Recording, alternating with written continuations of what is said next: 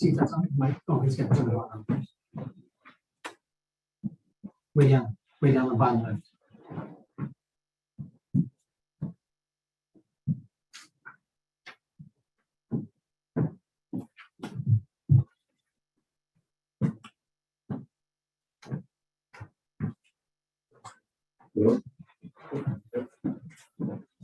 All right.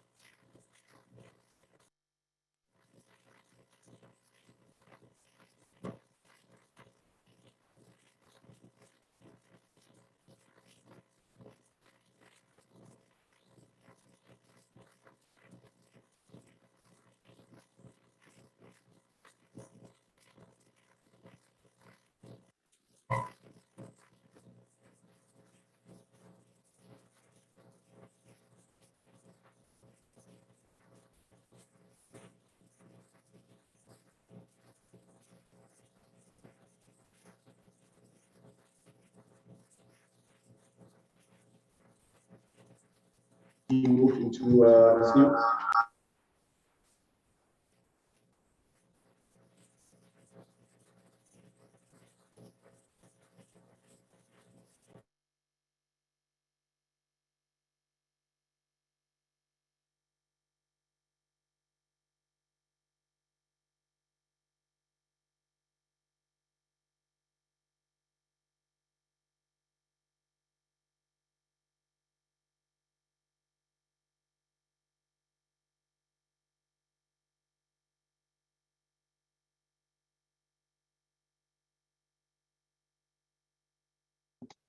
It's too bad you had to get this place.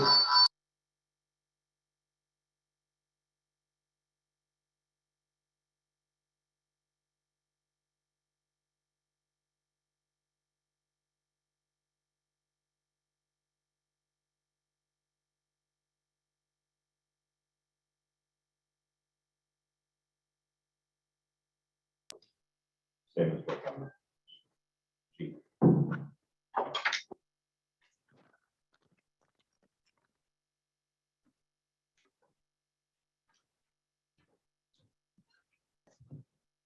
The actual box itself is the same, just changing them. Yeah, the box is existing, the cabinet is existing, and I think it was the insurance actually on there, and we're just removing the face, putting a fresh face in there with vinyl graphics. Without changing anything on the box, size will remain the same. It's literally remove the face and put another one. Yeah, the easy part. Once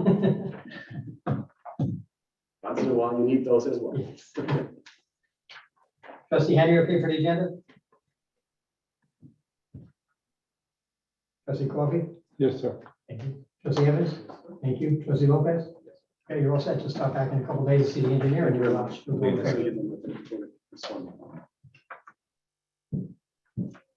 Sorry, Mayor. Yes, I'm good with that. 37 South Mortimer, solar panel. Good evening, everyone. My name is Emily with SunPower. We're here tonight because we're looking to install a 7.65 kilowatt grid-tied roof-mounted solar system at 37 South Mortimer. We will be installing a total of 18 solar panels that are 425 watts each, with 18 inverters that are located under the solar panels with the conduit running off the roof.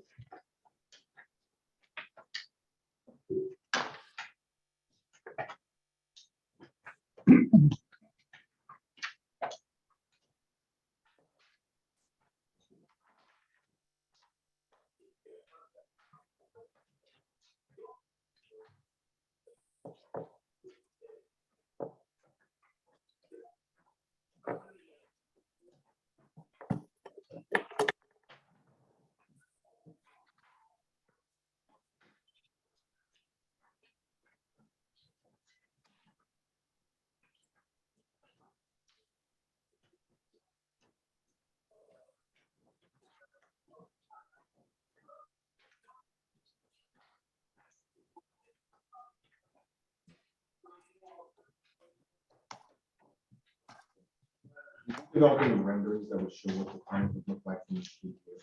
Yes, they're towards, I don't know, they have it towards the back. The homeowner has a lot of trees and bushes in front of the home, so it's hard to see the panels.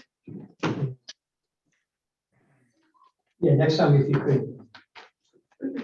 Probably would have been better off putting the panels in there and it would have just emphasized that you can barely see them. Because We also put the aerial view so you can see where it is. I mean, we understand that the trees are blocking the view of the house, but at some point, a full will be here, leaves will be here. We really want to see what it looks like on the house. I mean, these are, usually in Photoshop, you're taking the tree out and then put it back after you put the panels in. Oh, You know what I mean? There's tricks. you can do. okay. So, I mean, it may. Or even Photoshop it so it looked like it was a picture in the fall.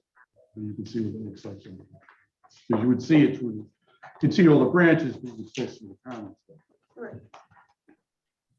You know, I saw that picture in the back. So it was pretty Yeah, heavy foliage. I don't know if you lose their leaves. Though.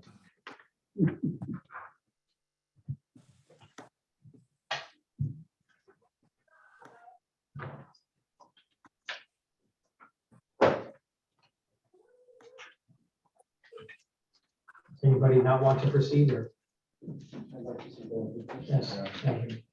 All right, we're gonna hold this, have to get, like we mentioned, we have to get a better rendering of it on the house, so we can see it. Okay, This, the board that we're sitting now, that where we're now is all about aesthetic.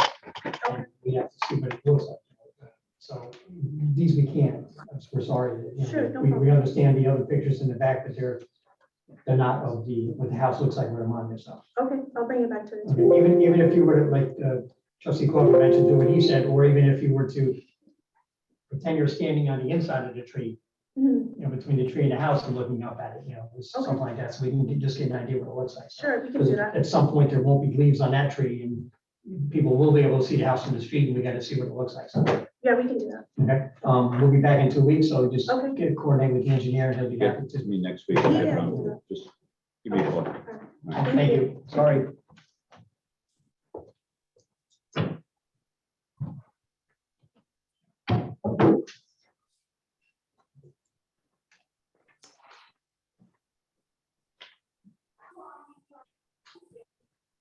Six South One Avenue.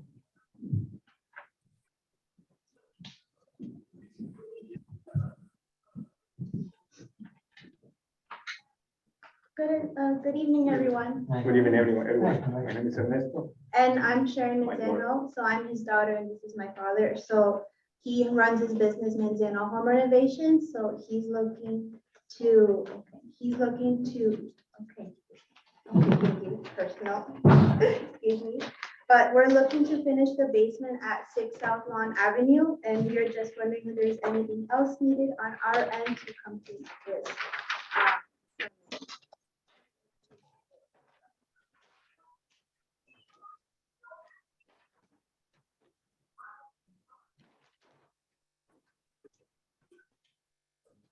That's just a half bathroom, no shower, no Yep. tub, right? Yep, only the drain on the floor.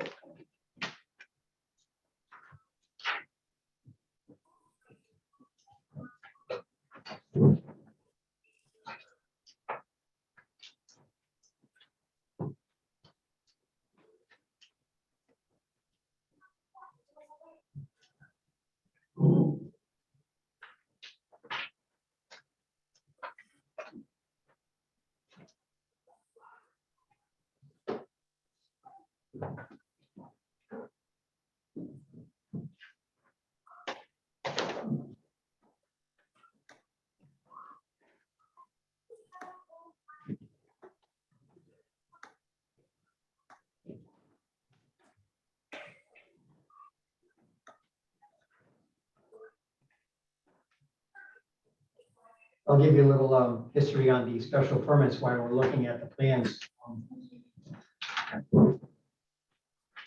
A number of years ago, we passed a law that attics and basements had to be, if they're to be finished, had to come under special permit.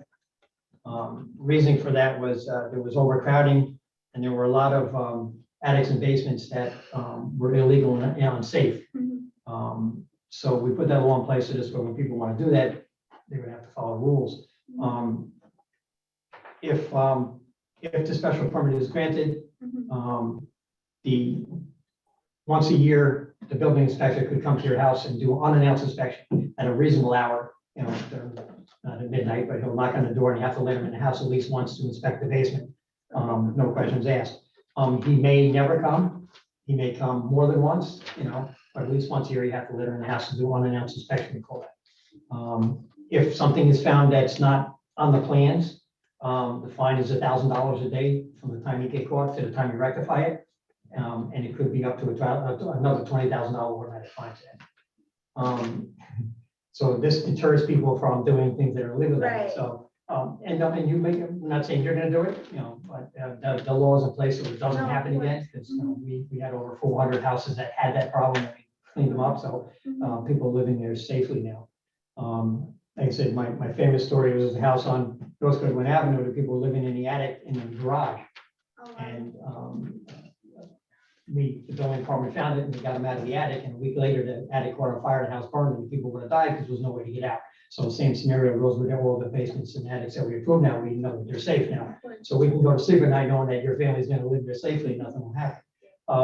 So, you know, for the safety and overcrowding, everything, that's why the law's in place. So as long as you know those rules and you want to proceed with that, then we'll decide if you're going to be granted it. Then back in 2000, did you own a house in 2016? Yes. Okay, the building department was there once in 2016, made you remove a basement sink. What was that for? They didn't move me before I purchased the house. Before you built the house? Okay. See, that's the perfect example of where it's, they get. Right. They remove everything before that. Yeah.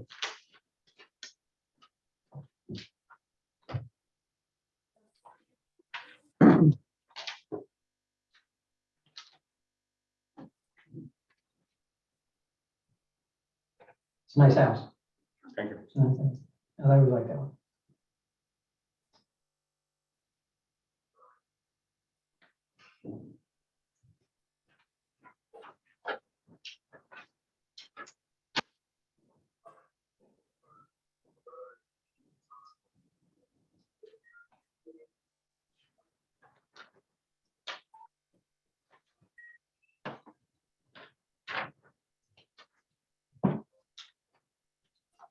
The reason for the half bath is so you can't make an apartment out of that.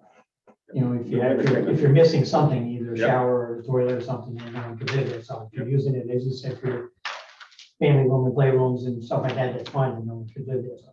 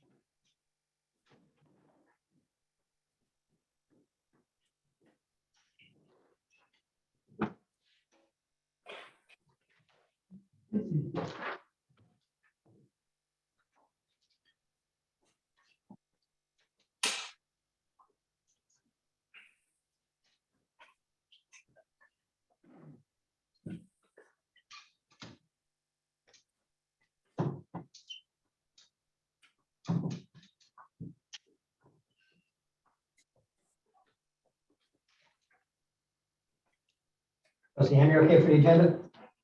Yes, sir. Mayor, can you hear me? No, we can, thank you. Okay, yes.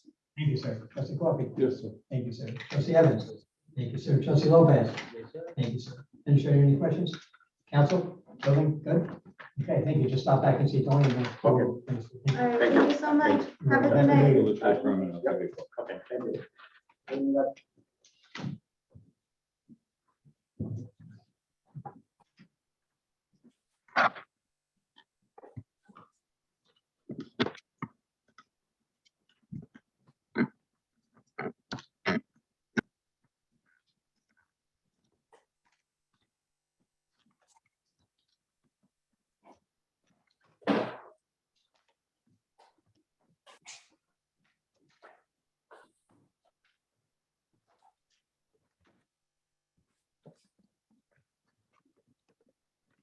Okay, 1519 West Main Street. Thank you. They were faster, and this is a new application, these are easy, so if you don't mind, that's why. It's wonderful, I understood. Good evening, Mayor, members of the Board of Trustees, village staff. My name is Neil. Here on behalf of the applicant, 1519 West Main Street, for the Real Estate LLC. The applicant, Bobby Patel, who also here, the gentleman who just walked over towards the boards is Gerard Fitterman. and his colleague Deanne Uprilla are also here from Langen Engineering. Essentially, I can give you a quick snapshot and then we're prepared to make a short presentation if that helps you. I know you have the plans and all that, but we think it may help. So basically, 1592 West Main Street is the motel and the car wash. Bobby's entity owns and has operated the motel for many years. As you know, they're looking to raise both the motel and the car wash and restrict the site, start over again, on the ground with a 5-story self-storage facility. The footprint will be about 23,400 square feet. So the total primary building would be 117,000 square feet. There would be a small accessory building as well, courtyard and buffering from the neighbor to the south. There would also be 13 parking spaces in between. For orientation, as you know, the Sawmill River Parkway wraps around the back of the site. So I'm going to let Gerard sort of get into more particulars. I know the board's a little further away. I don't know if we should pull over here or is that okay?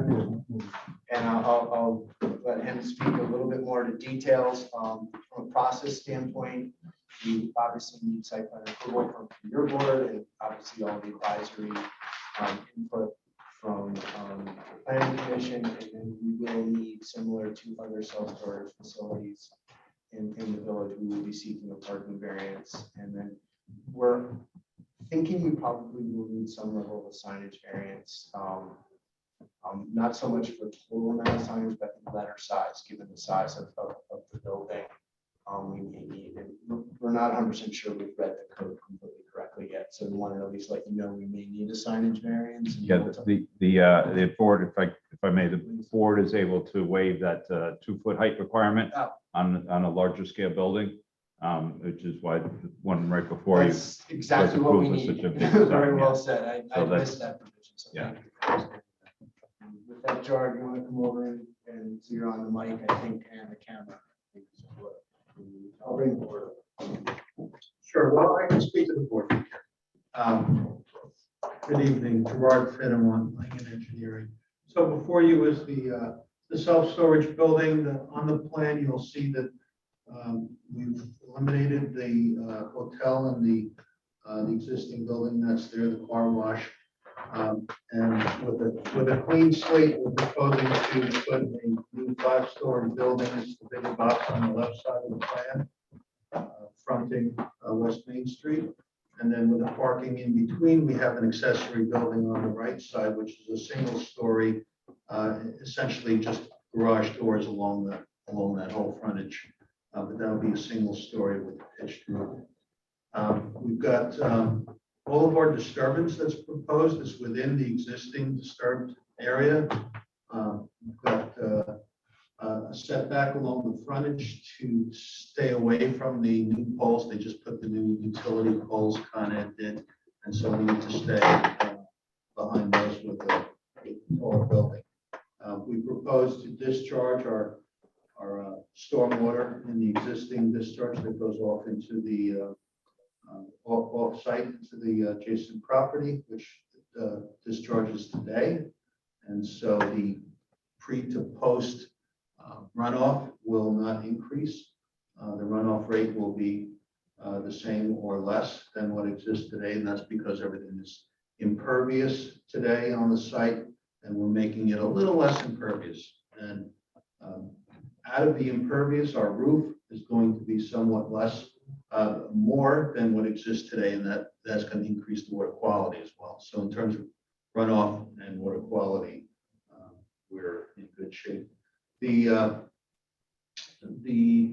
As was mentioned, the signage, we would need a variance, and then there are 13 parking spaces, which also would require a variance from the board.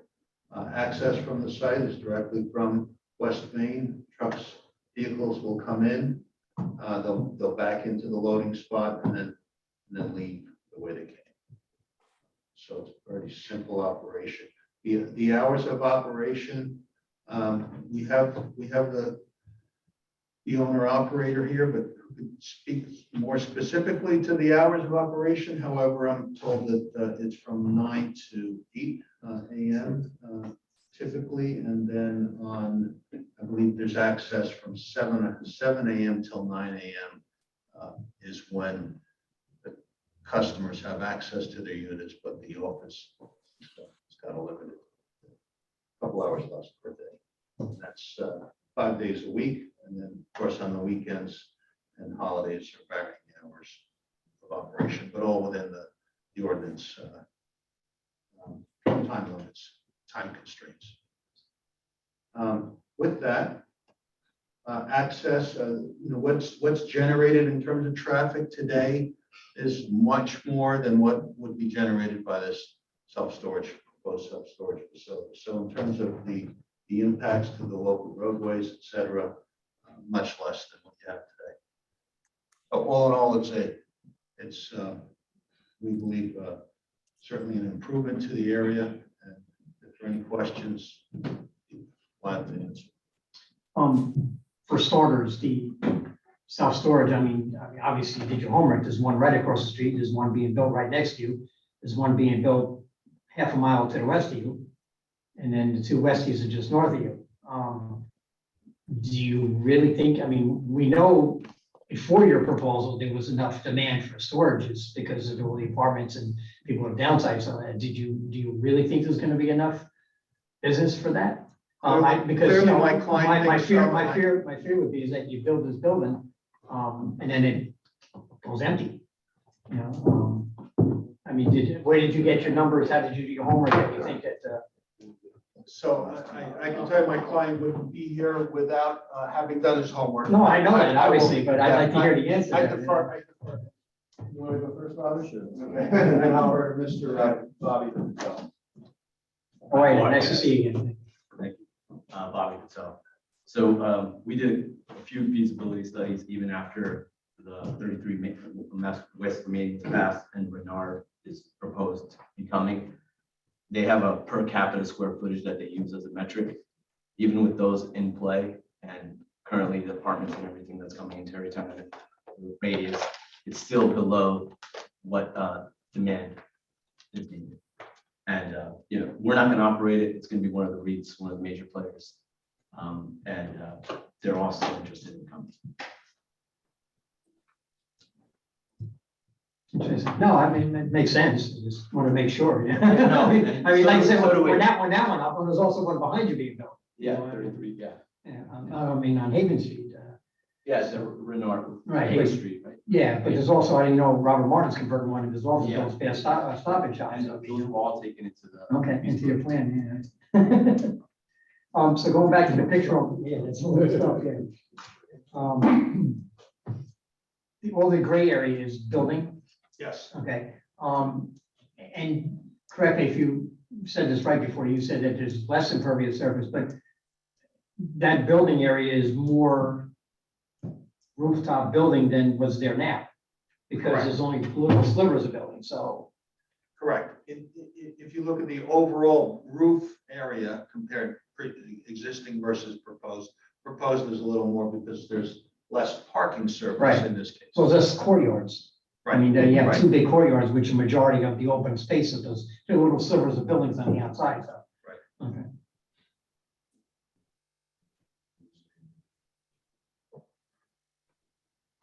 Anybody else, okay?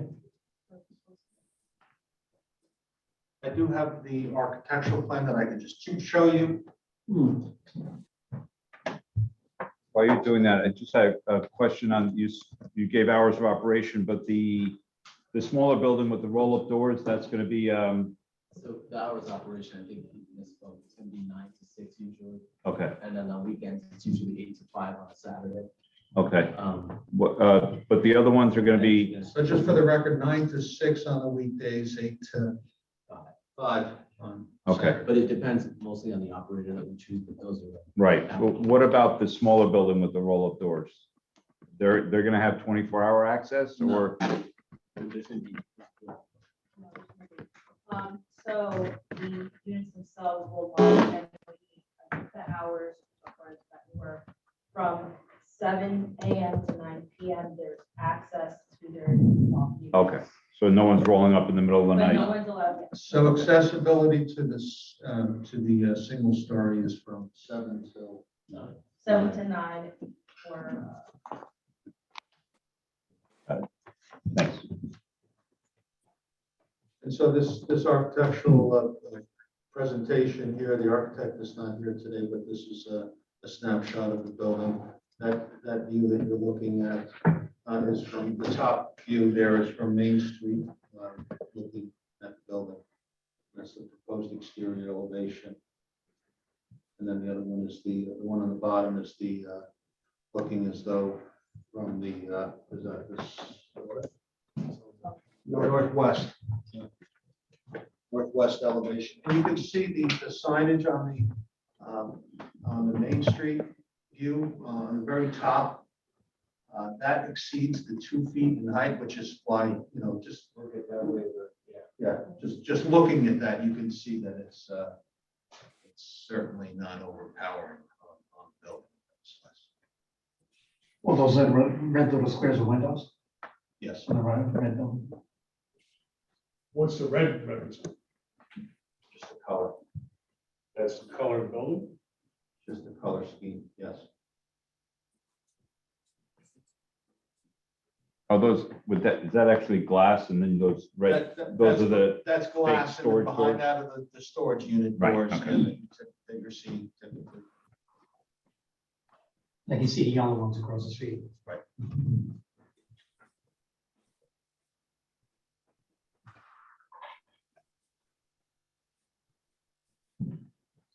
And the building next to that, we don't have a single story, but like I said, it's a single level garage, basically an elongated garage structure. Slab on grade. Those are rentals too. Yes, Will you allow vehicles to be parked in? yes.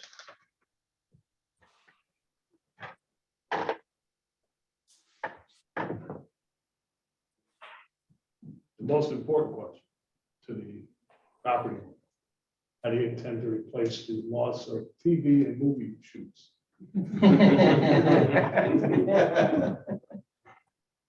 We'll have a 3D laser scan and we'll project it. Actually, some are good and some are bad. It should make my life a whole lot easier. I think we made a valid point with the question of the feasibility of another, storage facility in such close proximity to others. I think there is some consideration, though, not necessarily just the feasibility of it, but just with, are we providing to our residents what they actually need? I understand the general necessity of one when you're looking at the broader area, but I think we're talking about 2 institutions in that location that are utilized frequently by those that live here. So I'm not quite sure at this juncture how I'm feeling about, in essence, being the capital of storage facilities. When we're talking about 3 in such close proximity to one another. The planning commission is going to review this. I see the note there. Considering where this is being placed and the size of the building and what it's replacing, I think the Conservation Advisory Council should also have a look at this for their opinion on potential environmental impacts on this being placed in this area as well. But I do look forward to seeing how this plan bears itself out as we go forward.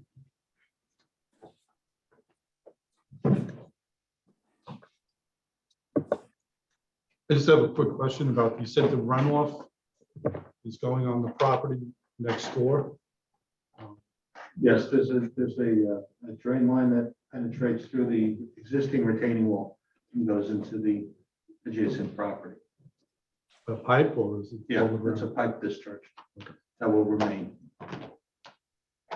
It sounded like it was just gonna be overland runoff down onto the property. That's probably not owned by this, Correct. under what authority are they?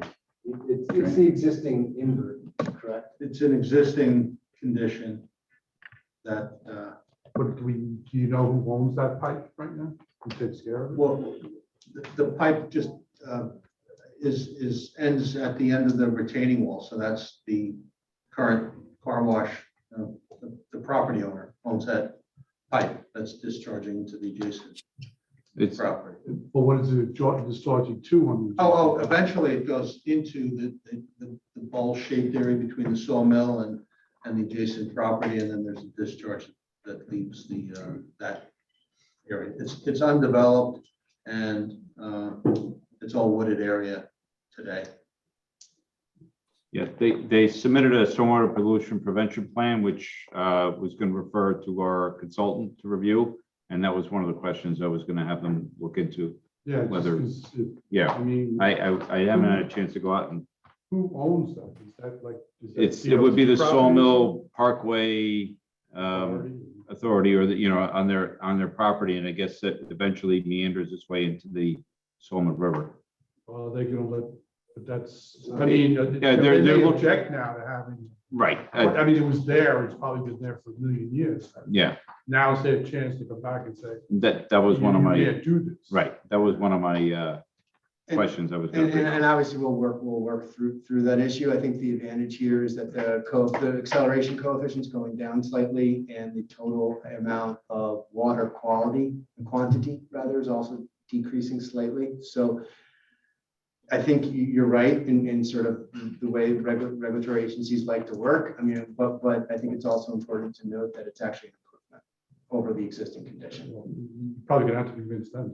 I guess. I completely But understand. there are storm drains in the front of the site, so if need be, I mean, the drainage can be brought out to the front. That would be great too. Right. So Well, that's just, I just wanna, Yeah. what's in our control. So, like I said, we'll work through it. And just at first blush, I wanted to sort of, share with that with what's going on. And then, given some of the history of the site, we thought that the opportunity to invest in the community, reduce the amount of traffic on that street, reduce the use of water and wastewater generation as well as traffic, and make it a reinvestment was a good idea. And we understand the notion that it serves a greater community as opposed to not necessarily just the village. We look forward to having that discussion, but as far as, local impacts at first blush, I think it's important to note about the traffic, the water usage, the decrease in wastewater as well. And obviously stormwater is essentially the same. So when you look at it from those factors, which is different than I understand, trustee, what your point is, I'm just sort of saying why we thought it was a great way to reinvest in the community. And also obviously it'll probably be, given that it's new and the nature of it, it's highly likely that the assessor's valuation will also be increased as well. So there are pluses and minuses. We just wanted to put and share some of the pluses at least. So thank you for letting me do that. Thank you. It's too early for a discussion, but will the applicant be willing to do some improvements in the neighborhood too? For example, the storage building next door is putting in extra sidewalks. Right off the bat, that little island in front of you where the trees are, there's no sidewalk there. Putting a sidewalk there would then connect sidewalks all the way from the east to the west part of the village. So, I mean, that's just looking at it without thinking of anything else in the area. It's a great point, Mayor, and it's early and we don't have August. Right, but if we you don't have said, the August if you said pressure. no today, that would change the whole thing, I think what I think we can say is definitely let's do a CFA application together and also seek CDBG money Right. as well, right? And see where that takes us. Because like I said, the applicant next door, he's expanding the sidewalk from the El Dorado Bank, and that's not his property. In front of his property, he's putting in sidewalks, so this way he can walk from the diner all the way to Staples now. I think we're open. Okay. And That's all I'm saying. obviously, He's always worked with us, he's always has. and what I'm thinking about is just from a pocketbook standpoint, that a public-private partnership will score well on a CFA application, consolidated funding application, or on a CDBG block grant application. So we're here to work with you and open to finding public sources for that, at least at first blush, and then we can talk if that's not available. I think I understand my boundaries. Just a couple of things, guys. You own this land, correct? It hasn't come to your mind any other projects besides self-storage? It's the size. Well, let me tell you why I asked you the question. We're a small village. I really don't see the need for another self-storage building. It's way too big. So that's why I'm asking you the question. Do you have anything else in mind besides the self-storage building? We did a study. There are a few things that we looked at. And this was, honestly, from a business standpoint, this made the best sense.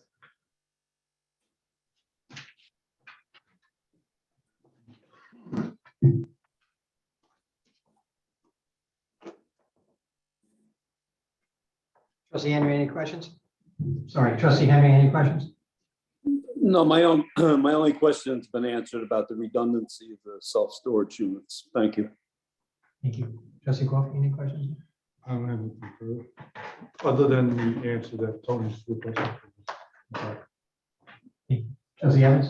Not at this time. Trustee Lopez? Yeah, one. One last thing, to the building inspector and to our administrator. Has anybody else approach you about a different project?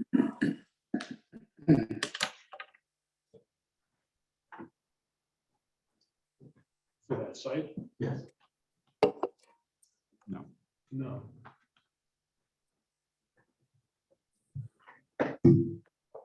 Administrator, any questions? No. Council? No. Time? No, we'll just need Just to, for now, yeah, we'll need to set up an escrow and refer it to zoning and the other commissions. Armanez, any questions? Okay, so just get together with council and Tony and they'll figure out all the escrows and everything else you gotta do, and we'll send it to all the commissions and boards and go from there. Thank you very much. Thank you. Thank you. Good night, thank you. Happy New Year.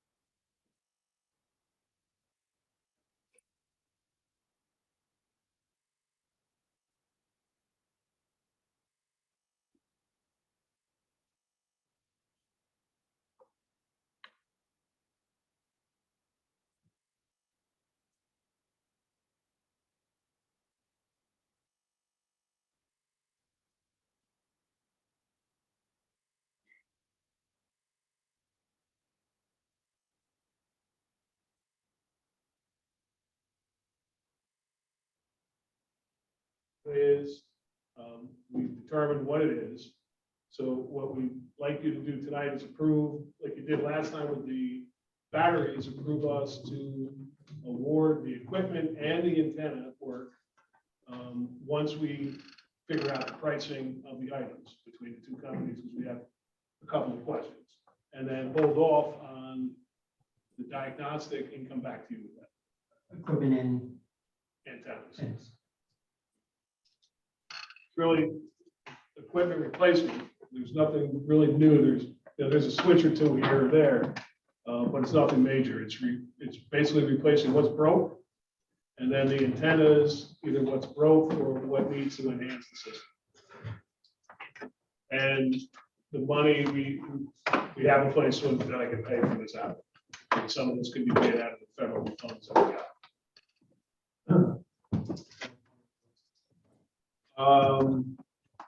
Well, we've already spent, I knew you were gonna ask that, and I didn't end it.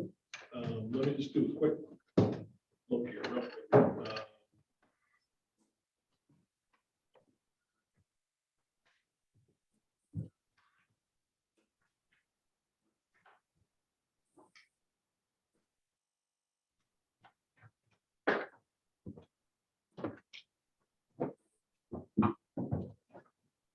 We're around 25,000 for this next piece. A little less.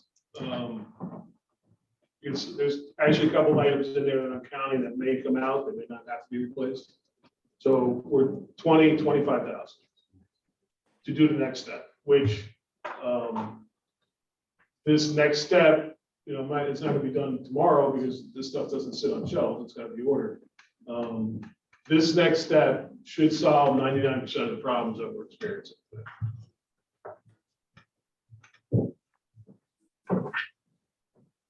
And I know too much about our rating system now that I really want.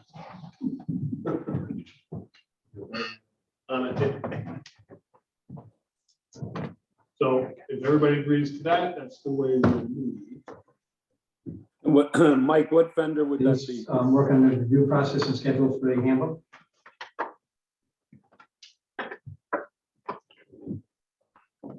I'll Mike, start what out by vendor would saying, that be? you see the book, you see how much reading it is, this could take a while. I think trustee Henry was trying to say something. Mike, Mike, what vendor would that be with the radio system? Goose Town or ESS? All right, so go ahead. Did you hear me? Go ahead, say it again. What vendor would that be? Goose Town or ESS? right now, it's leaning towards Goose Town, but it depends on what a couple of the answers we get from the two vendors tomorrow and the next day. Okay. They seem to have a much more impressive presentation when they came here. Oh, here it is. I'm looking over there. I agree with the presentation, yes. The concern is, and some of the cost of the analysis is what information we have available to us that is in ESS's hands to turn over to Goose Town. That's one of the issues right now. Right. I understand.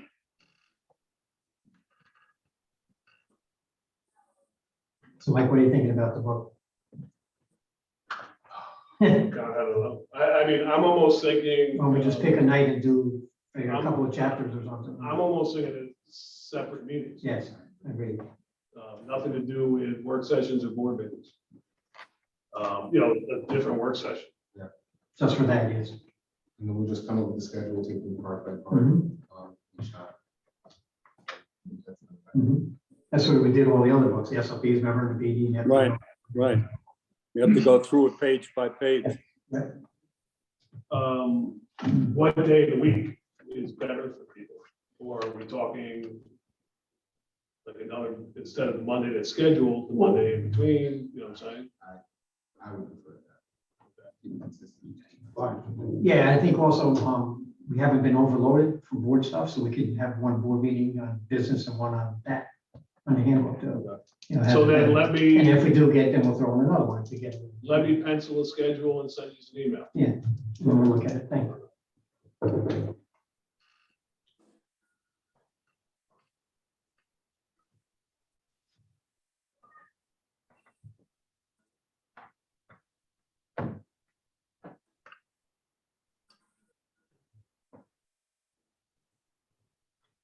Mike, you can bring this on the condo bill. Sure. I handed out to you because I found that story that was in the paper was actually pretty good in understanding kind of what happened here.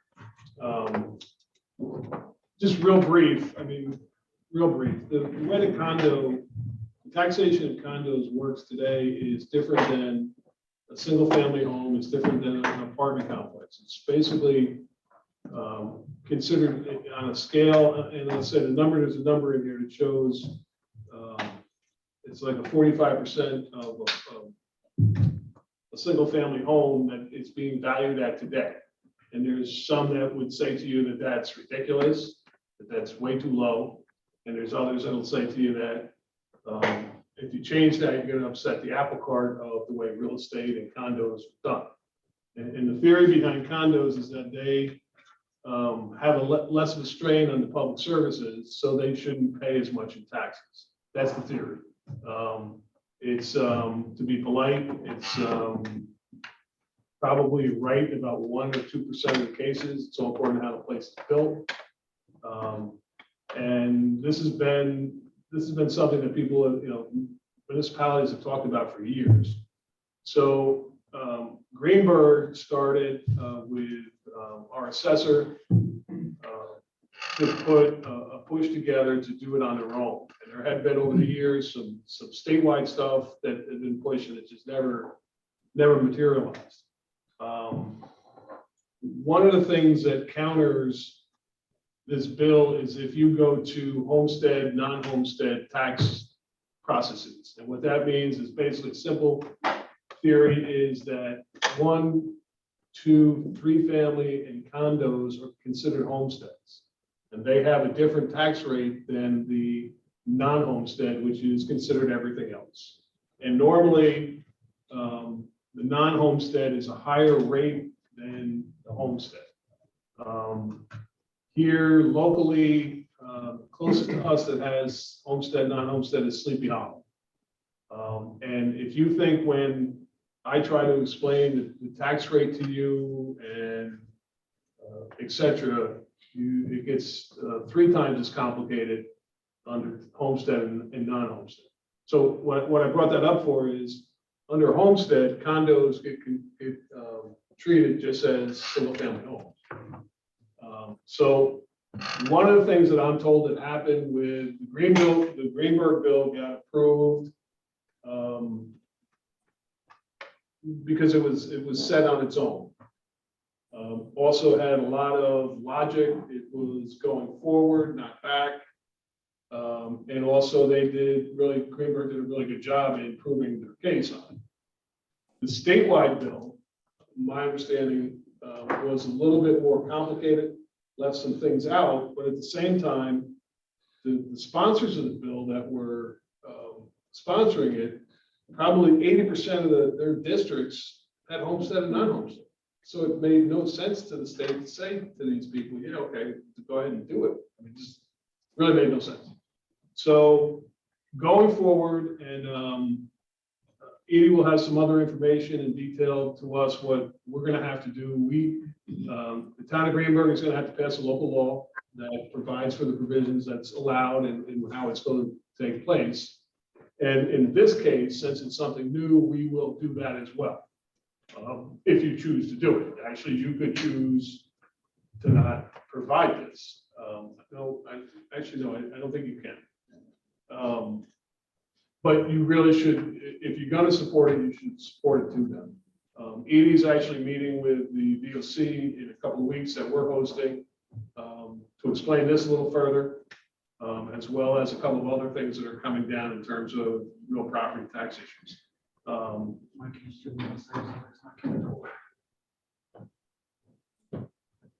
Oh, those guys must have hit the door. No, I'd probably close the inside door. Right.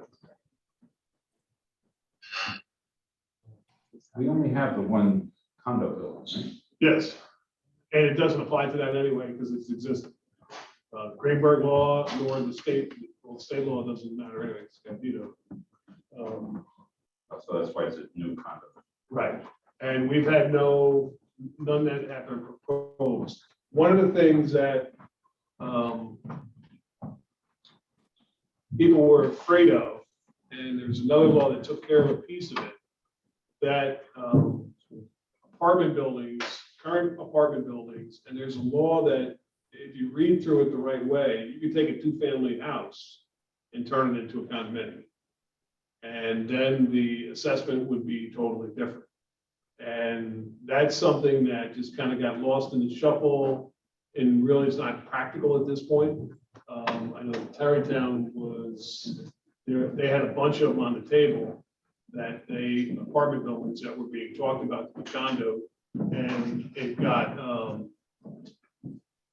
put off. Yeah, that's popular down the shore. They take houses, split them up.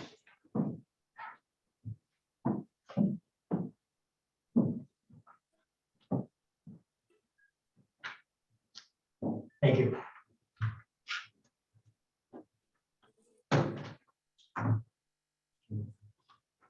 Different question. Mike, I just want to follow back up on closing out of previous years and how that we have to do the process of planning. I know that Anna, Leslie, Alan, Mark is the head of our audit team with Alan's company. They met just before Christmas, and then I went away, so I don't know what the outcome of that was. I do know that Alan, if it was something that was bad, Alan would have told me, so actually I'm scheduled to meet with Alan tomorrow. After that, if you could just shoot us some kind of communication, just with some that. Yes. Like, you want to, They are showing no interest in coming to a board meeting to speak about that individually. I think they might provide us with a couple of communications. I got the people I were dealing with weren't showing a lot of interest. So I tapped the mayor's sources, the people that he was dealing with previously. And I haven't heard back from them yet, but in all likelihood, I don't anticipate them coming to a meeting. I think they'll provide us with some information. Do they ever have meetings? What's that? Do they ever actually have meetings? They would, I mean, to have a meeting that we could go to? Just generally, yeah. That are public meetings. No. What we've done in the past is, we've got them here during the day. And did field trips with them. That's the best we've ever done. My 20 years here, we've never had a DOT representative come to a board meeting. Even when we were discussing 9A bypass, discussing the Sawmill River Parkway, or river flooding and stuff. We'll continue to try, but I'm not making any promises that they're gonna come here. We might be able to get them to come to a BOC type of meeting where it's more than one municipality and include that issue, but then that would be up to the other municipalities as well. now, can we take that upon ourselves and just do something better? You can, but they're gonna come down here and take it away. What would that process look like? What do you mean by better? Yeah. Define better. Visible, safe. The people understand that they have to start from this way. That's an enforcement issue. That's an enforcement.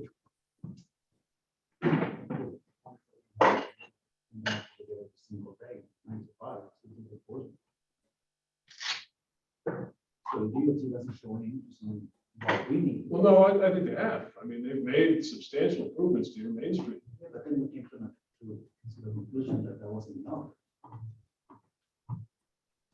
Because There's- that intersection right there. Their street, I'm not here to do, well, I am going to debate with you a little bit. Their street, they don't agree with you. Their data doesn't substantiate making any further improvements than are what are there now. Some of the things that have been done there, I mean, the village on their own improved the lighting there. The DOT put the crosswalk in, DOT put signage in.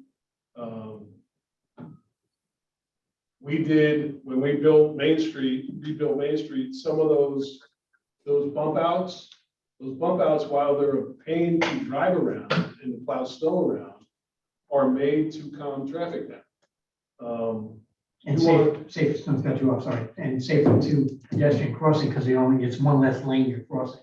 Correct. I mean, Sorry. if you want to make Main Street safer for pedestrians, we can come up with a road diet that DOT would love to do.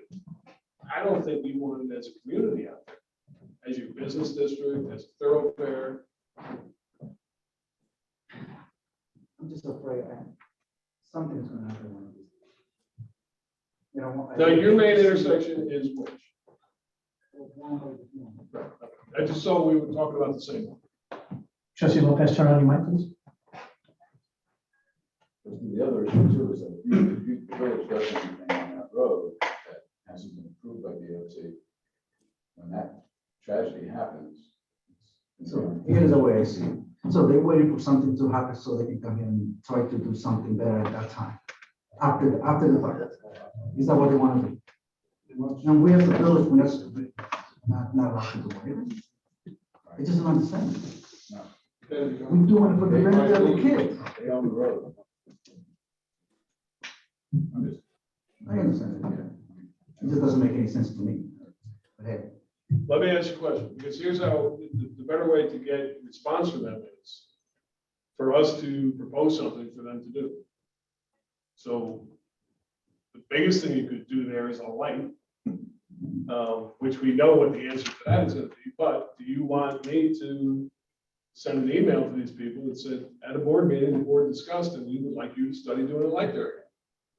What it'll at least do is, and that'll email will come from me and the mayor, what that'll at least do is make them look at it again and actually talk to you. When was the last time you guys talked about a light?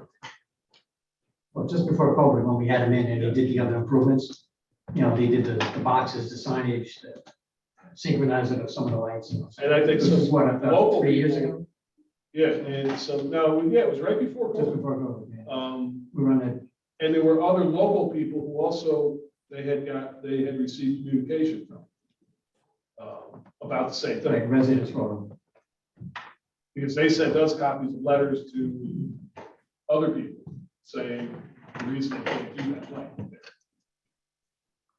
Because I think you started or stated that their data doesn't support doing anything further at that intersection, right? Yes. But there had to have come a point where they used that same exact argument before making the improvements that they made, right? So their argument was likely their data didn't support it, yet at some point, either their data eventually supported making the improvements that they made there, or they decided that the data they had was no longer important and they made the improvements there. So at some point, what we're looking to have them do, we're gonna wear them down because we wore them down for one thing. I fail to see how we can't do the same exact thing for this. Because either, I need that to make sense for me. I wanna know those improvements that were made because the data somehow magically supported it? Or did they literally throw the data out of the window and just decided to move it? Because whichever one that is, that's the same argument that needs to be used for this. That data that you're referring to, how did they get it? Who gave it? Who came up with it? They get it from traffic data that's reported, accidents, et cetera, reported by our police department in the state. And then they do their own traffic studies. If you ever see the guy standing on the corner with the cameras and stuff. They had out there, prior to some of the things we had to do, they had actually, if you remember down by Johnson's, there were things erected on the poles.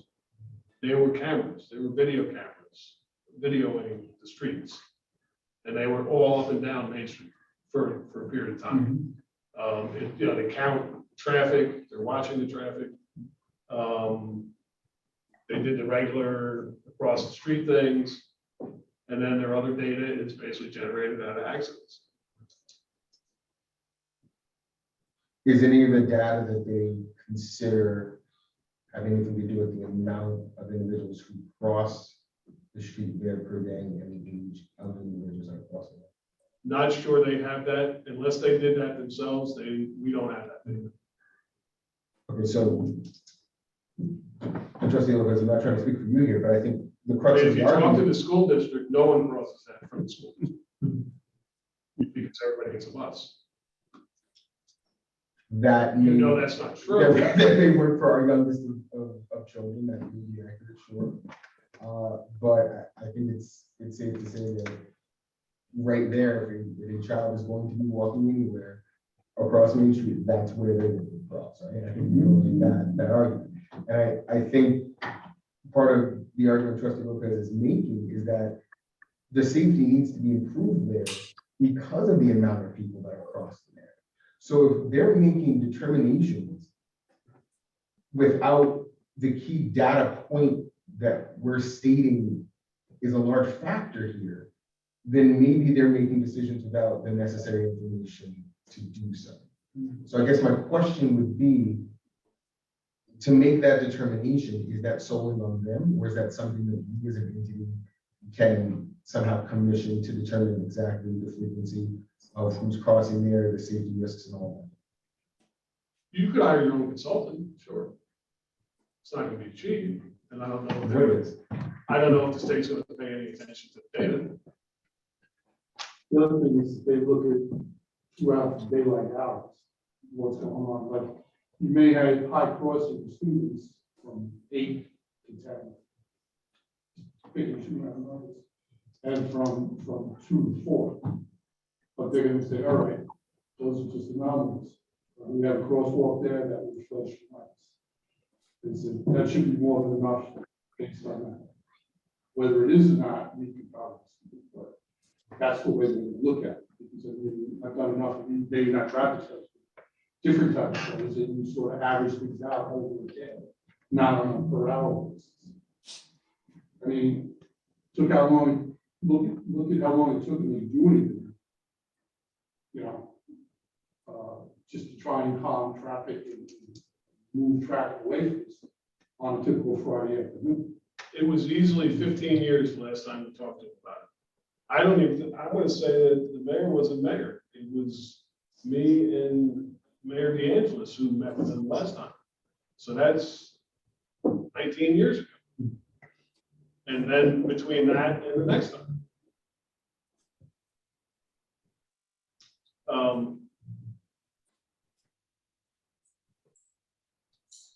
I mean, the guys that we dealt with on the block in the boxes were reasonable. Oh, they were good. So, and they were pretty higher up, so we just started to reach out to them. So let's see, maybe the one guy was the regional engineer in charge or something. Yeah.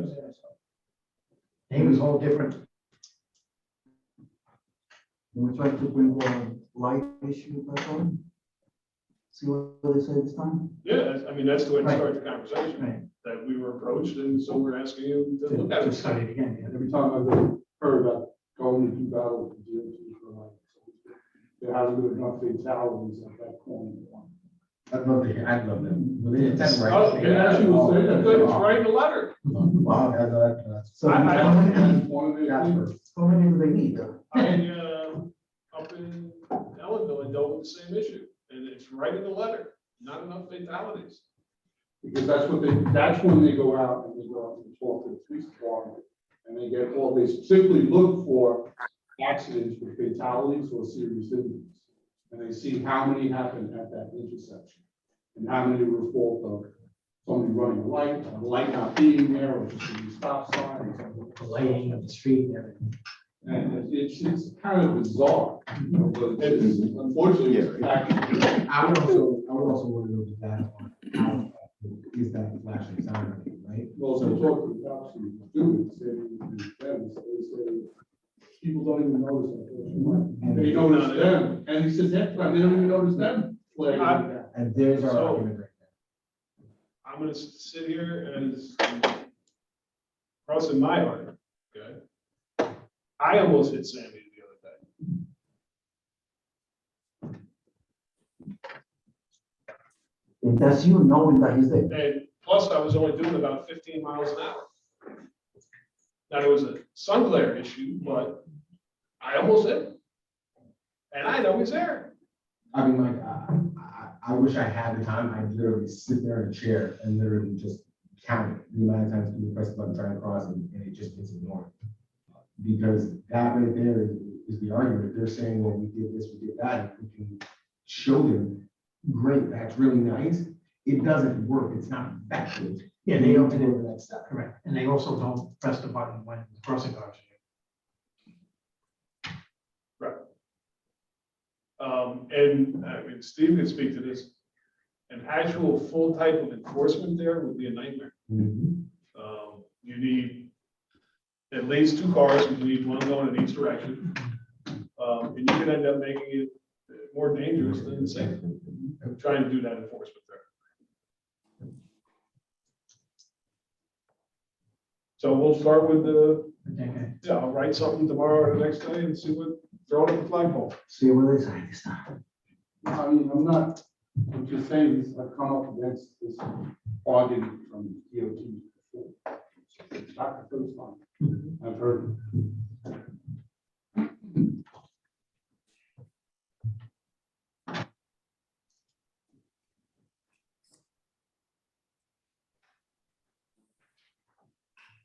Please rise and follow me to pledge allegiance.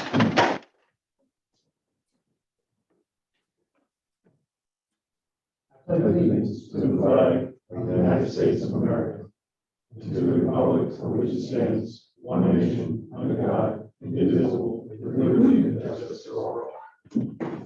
Before. Can you make these 2 separate recordings?